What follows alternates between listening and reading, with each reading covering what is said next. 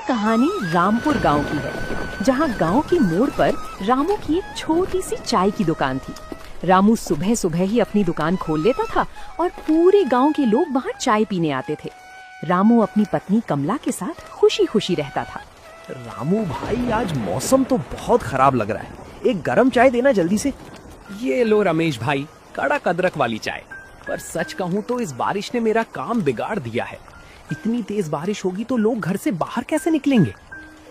बात तो तेरी सही है रामू, जब रास्ते में कीचड़ जम जाएगा तो दुकान तक कौन आएगा। दोपहर होते होते बारिश बहुत तेज हो गई, सड़कें सूनी हो गई। रामू शाम तक दुकान पर अकेला बैठा रहा, लेकिन कोई ग्राहक नहीं आया। निराश होकर वो अपनी दुकान बंद करके घर लौट आया। क्या हुआ जी, आज मुंह इतना लटकाया हुआ क्यों है? चाय की बिक्री कैसी रही आज? क्या बताऊं कमला, सुबह 2-4 लोग आए थे बस। दोपहर के बाद से तो ऐसी मूसलाधार बारिश शुरू हुई कि पूरा चौक खाली हो गया। दिन भर में मुश्किल से 50 रुपए भी नहीं कमाए। चिंता मत कीजिए, बारिश का मौसम है, 2-4 दिन में सब ठीक हो जाएगा। आप कपड़े बदलिए, मैं आपके लिए खाना लगाती हूँ। कमला, ठीक कैसे होगा? घर में राशन खत्म होने को है। अगर बारिश ऐसे ही हफ्तों चलती रही तो हमारी चाय की दुकान तो ठप पड़ जाएगी। दूध और चीनी के पैसे भी नहीं निकल पा रहे हैं। आप हिम्मत मत हारिए, ऊपर वाला सब देखता है, कोई ना कोई रास्ता जरूर निकलेगा। रास्ता तो तब निकलेगा ना जब ये बारिश थमेगी। चाय पीने को यहाँ नहीं रहा और सर पर घर चलाने का खर्च खड़ा है। समझ नहीं आ रहा कि कल दुकान खोलूं भी या नहीं। रामू रात भर चिंता में सो नहीं सका। बाहर बारिश की बूंदें छप्पर पर गिरती रहीं और रामू के मन में अपनी रोजी रोटी को लेकर डर बढ़ता रहा। अगली सुबह भी बारिश रुकने का नाम नहीं ले रही थी। रामू आज दुकान पर नहीं गया और घर पर ही उदास बैठा था। तभी अचानक दरवाजे पर दस्तक होती है। कमला, देखना जरा दरवाजे पर कौन है इतनी बारिश में। अरे भैया, तुम इस तेज बारिश में? अंदर आओ, बिल्कुल भीग गए हो। कमला का भाई सुरेश सिर पर गोभी की बोरी लिए और भीगा हुआ अंदर आता है। हाँ बहन, बारिश इतनी तेज थी कि रास्ते में कहीं रुकने की जगह ही नहीं मिली। रामू जी प्रणाम। अरे सुरेश भाई, इतनी तेज बारिश में तुम गांव से यहाँ तक कैसे आए? और ये सिर पर क्या उठा कर लाए हो? क्या बताऊं रामू जी, ये तो मेरी बर्बादी का सामान है। मेरी पूरी गोभी की फसल तैयार खड़ी थी, इस बारिश ने सब गुड़ गोबर कर दिया। क्यों भैया, फसल में क्या हुआ? गोभी तो बहुत अच्छी दिख रही है। गोभी तो बहुत बढ़िया हुई है बहन, लेकिन इस मूसलाधार बारिश की वजह से मंडी पूरी तरह बंद पड़ी है। कोई व्यापारी गोभी खरीदने को तैयार नहीं है। तो तुम ये सब गोभी यहाँ क्यों ले आए? रामू जी, खेत में गोभी पड़ी पड़ी सड़ रही थी, पानी भरने से पौधे गल रहे थे, तो मैंने सोचा मंडी में बेच आऊंगा, लेकिन वहाँ तो पानी भरा है। अगर 2-4 दिन में ये गोभी नहीं बिकी तो मेरी महीनों की मेहनत और सारा पैसा डूब जाएगा। भैया तुम शांत हो जाओ, पहले कुछ खा पी लो। इतने परेशान क्यों होते हो? बहन, परेशानी कैसे ना हो, बैंक से कर्ज लेकर खेती की थी। सोचा था इस बार गोभी की अच्छी फसल होगी तो सारा कर्ज चुका दूंगा, लेकिन इस बारिश ने तो मंडी के दरवाजे ही बंद कर दिए। अब इन बोरियों में भरी गोभी का मैं क्या करूं? सुरेश भाई, हालत तो मेरी भी खराब है। बारिश की वजह से मेरी चाय की दुकान पर एक ग्राहक नहीं आ रहा। हम दोनों ही इस बारिश की मार झेल रहे हैं। समझ नहीं आता रामू जी, अगर ये गोभी 2-3 दिन और घर में रखी रही तो ये गलकर खराब हो जाएगी। कोई इसे मुफ्त में भी नहीं लेगा। मेरी तो पूरी जमा पूंजी डूब गई। घर में सन्नाटा छा गया।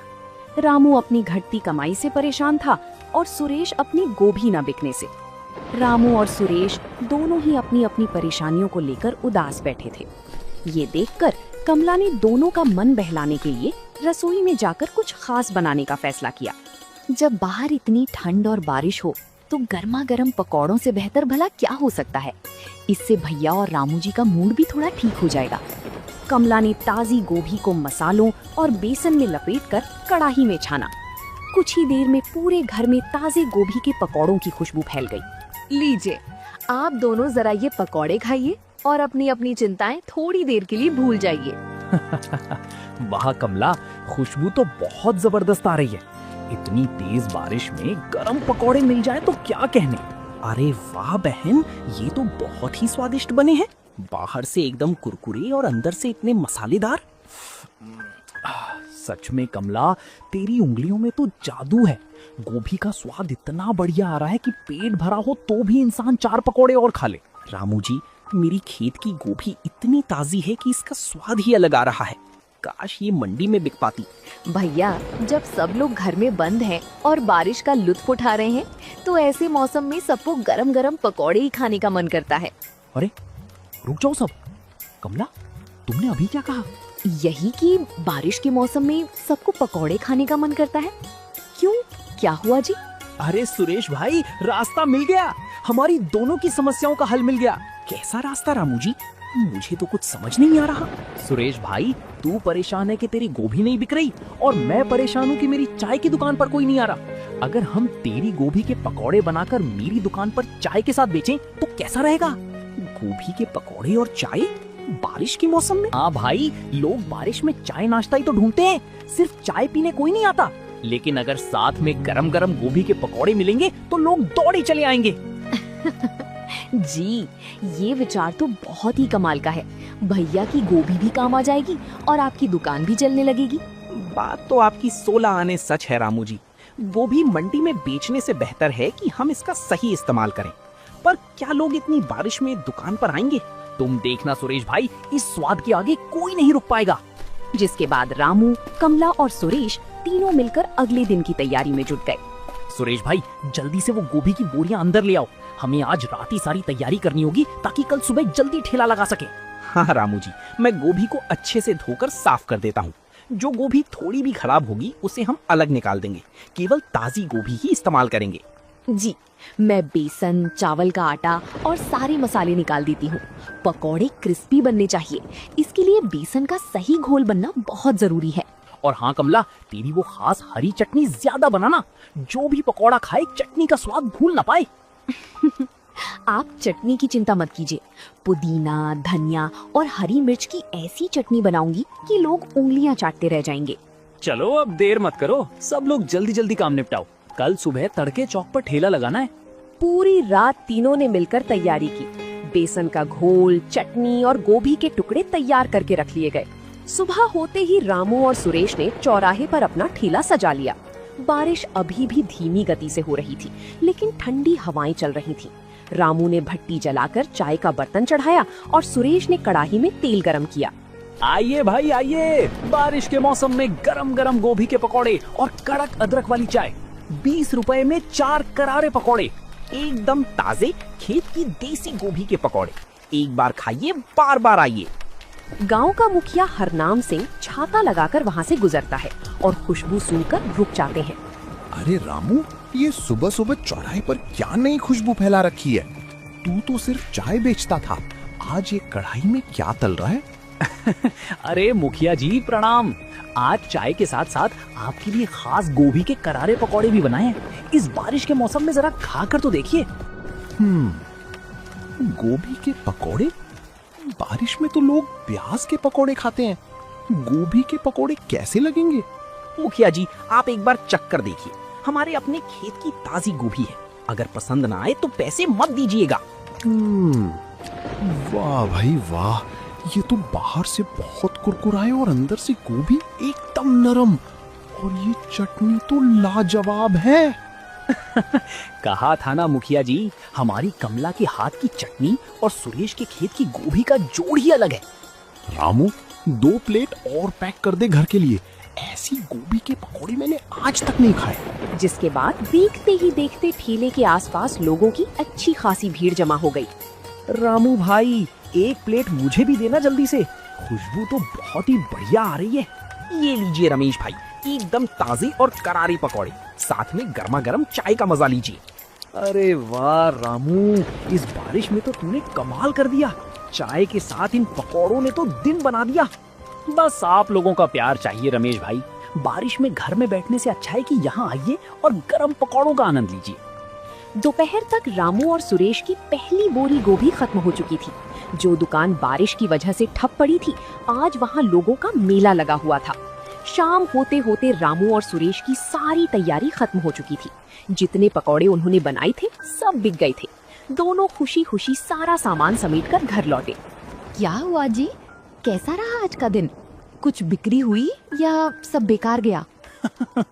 कमला, आज तो ऐसा चमत्कार हुआ कि हमने सपने में भी नहीं सोचा था। बहन, पूरी एक बोरी गोभी के पकौड़े बिक गए। एक भी पकौड़ा नहीं बचा। लोग मांग मांग कर खा रहे थे। हे भगवान, आपका बहुत बहुत धन्यवाद। मुझे तो डर लग रहा था कि पता नहीं लोग पसंद करेंगे या नहीं। ये देख कमला, आज हमने जितने पैसे कमाए हैं उतने तो सामान्य दिनों में 3 दिन में भी नहीं कमा पाता था। रामू जी, इसमें से गोभी के पैसे तो निकल ही आए, साथ ही बेसन, तेल और मसालों का खर्च निकाल कर भी अच्छा खासा फायदा हुआ है। ये तो बहुत अच्छी बात है। लेकिन भैया, तुम्हारे खेत में जो बाकी गोभी बची है उसका क्या होगा? बहन, अब चिंता की कोई बात नहीं है। मेरे खेत में जितनी भी गोभी है, हम रोज उसके पकौड़े बनाकर बेचेंगे। मंडी में बेचने की अब जरूरत ही नहीं है। हाँ सुरेश भाई, लेकिन कल से हमें तैयारी दुगनी करनी होगी। आज कई लोग बिना पकौड़े खाए लौट गए क्योंकि सामान खत्म हो गया था। और हाँ, हमें बारिश से बचने के लिए ठेले के ऊपर एक बड़ा त्रिपाल बांधना पड़ेगा ताकि ग्राहक आराम से खड़े होकर खा सकें। बिल्कुल सही कहा रामू जी। ग्राहकों को सुविधा मिलेगी तो वे और ज्यादा आएंगे। देखिए जी, कल तक जो बारिश हमारे लिए मुसीबत बनी हुई थी, आज वही बारिश हमारे लिए बरकत लेकर आई है। बात तो सच है कमला। अगर सुरेश गोभी लेकर ना आता और तू वो पकौड़े ना बनाती तो आज भी हम हाथ पर हाथ धरे बैठे होते। उस रात रामू के घर में उदासी की जगह हंसी खुशी का माहौल था। अगले दिन सुबह से ही मूसलाधार बारिश शुरू हो गई। आसमान में काले बादल घिरे हुए थे और हवाएं तेज थीं। लेकिन रामू और सुरेश के हौसले पस्त नहीं हुए। थोड़ा और खींच कर बांध सुरेश भाई, अगर हवा चली तो त्रिपाल उड़ जाएगा। बारिश का पानी कड़ाही में नहीं गिरना चाहिए। हाँ रामू जी, बिल्कुल पक्का बांध दिया है। अब नीचे खड़े होकर लोग आराम से चाय पकौड़े खा सकते हैं। एक बूंद पानी भी नहीं गिरेगा। तभी गांव के कुछ किसान भीगते हुए तिरपाल के नीचे आकर खड़े हो जाते हैं। अरे वाह रामू भाई, तूने तो बहुत बढ़िया इंतजाम कर दिया। बाहर इतनी तेज बारिश हो रही है और तेरे तिरपाल के नीचे एकदम सूखा है। आइए रमेश भाई, अंदर आ जाइए, भीगिए मत। गरम गरम गोभी के पकौड़े छन रहे हैं। अरे सुरेश भाई, हम तो इसी खुशबू के पीछे पीछे चले आए। इतनी ठंडी हवा में अगर रामू की कड़क चाय और तेरे कड़क पकौड़े मिल जाएं, तो बारिश का मजा दुगना हो जाता है। ये लीजिए रमेश भाई, एकदम गरम चाय। और सुरेश, जरा 4 बड़े बड़े गोभी के पकौड़े दोने में लगा दे। ये लीजिए भाई, मसालेदार हरी चटनी के साथ। वाह भाई वाह, ये तो कल से भी ज्यादा क्रिस्पी बने हैं आज तो। गोभी का स्वाद एकदम अलग ही आ रहा है। अपने सुरेश भाई के खेत की ताजी गोभी है रमेश भाई, कोई सड़ी गली या बासी गोभी इस्तेमाल नहीं करते हम। धीरे धीरे और भी लोग बारिश से बचने के लिए तिरपाल के नीचे आकर खड़े होने लगे। जो भी आता वो चाय और पकौड़ों का ऑर्डर जरूर देता। देखते ही देखते तिरपाल के नीचे अच्छी खासी भीड़ लग गई। रामू जी, लोग तो बहुत आ रहे हैं। हमारी आधी गोभी तो 2 घंटे में ही खत्म हो गई। देखते जाओ सुरेश भाई, आज तो गांव के अलावा आसपास के खेत वाले भी यहीं जमा हो रहे हैं। तू बस पकौड़े तलता जा। तिरपाल के नीचे गरम पकौड़ों की खुशबू और लोगों की हंसी ठहाके गूंज रहे थे। 2-3 दिनों के भीतर ही रामू के गोभी के पकौड़ों की चर्चा सिर्फ रामपुर गांव तक ही सीमित नहीं रही। पास के गांव नवाबगंज तक भी रामू के स्वादिष्ट पकौड़ों की खबर पहुंच गई थी। भाई साहब, क्या यही रामू चाय वाले का ठेला है जहाँ गोभी के खास पकौड़े मिलते हैं? जी हाँ भाई साहब, बिल्कुल सही जगह आए हैं। मैं ही रामू हूँ। बोलिए, कितनी प्लेट पकौड़े लगाऊं? हम नवाबगंज से आए हैं। हमारे गांव में हरनाम सिंह जी आए थे। वही बता रहे थे कि रामपुर चौराहे पर बहुत ही स्वादिष्ट गोभी के पकौड़े मिलते हैं। अरे वाह, आप नवाबगंज से इतनी दूर पकौड़े खाने आए हैं। आप 2 मिनट रुकिए, मैं अभी गर्मा गर्म पकौड़े लगाता हूँ। ये लीजिए गरम चाय और पकौड़े बस 2 मिनट में आपकी प्लेट में आ रहे हैं। अरे वाह भाई, हरनाम सिंह जी बिल्कुल सच कह रहे थे। इसमें मसालों का मेल बहुत बढ़िया है। ये सब हमारी बहन कमला के हाथ के मसाले का कमाल है भाई साहब। भाई, हमारे लिए 4 प्लेट और पैक कर दो। हम घर वालों के लिए भी ले जाएंगे। जरूर भाई साहब, ये लीजिए, चटनी अलग से रख दी है। जैसे ही वे ग्राहक जाते हैं, कमला घर से 2 बड़ी बाल्टी में बेसन का घोल और चटनी लेकर ठेले पर आती है। जी, आप जो सामान ठेले पर लेके आए होंगे वो तो खत्म होने वाला होगा, इसलिए मैं और ले आई। बहन, तू बिल्कुल सही समय पर आई है। अब तो ये चाय और गोभी के पकौड़े खाने के लिए दूसरे गांवों से भी लोग आ रहे हैं। सच में भैया? दूसरी गांव से? हाँ कमला, नवाबगंज के लोग आए थे। कह रहे थे कि पूरे इलाके में हमारे गोभी के पकौड़ों की चर्चा हो रही है। ये तो बहुत ही अच्छी खबर है। मुझे तो यकीन ही नहीं हो रहा कि हमारे छोटे से विचार ने इतना बड़ा रूप ले लिया। बहन, जब नीयत साफ हो और मेहनत सच्ची हो तो ऊपर वाला भी बरकत देता है। रामू का छोटा सा चाय का ठेला अब पूरे इलाके का मशहूर पकौड़ा काउंटर बन चुका था। बारिश के मौसम ने उनके लिए तरक्की का नया रास्ता खोल दिया था। काम बहुत बढ़िया चल रहा था और रोज की कमाई से रामू, कमला और सुरेश बेहद खुश थे। लेकिन मौसम का मिजाज और बिगड़ने वाला था। दोपहर होते होते आसमान में बहुत ही काले घने बादल घिर आए और अचानक तेज तूफानी हवाएं चलने लगी। सुरेश भाई, जल्दी आओ, इस कोने का बांस पकड़ो, हवा बहुत तेज है, तिरपाल उखड़ जाएगा। तभी हवा का एक तेज झोंका आता है और तिरपाल की एक तरफ की रस्सी टूट जाती है। बारिश का पानी कड़ाही के पास गिरने लगता है।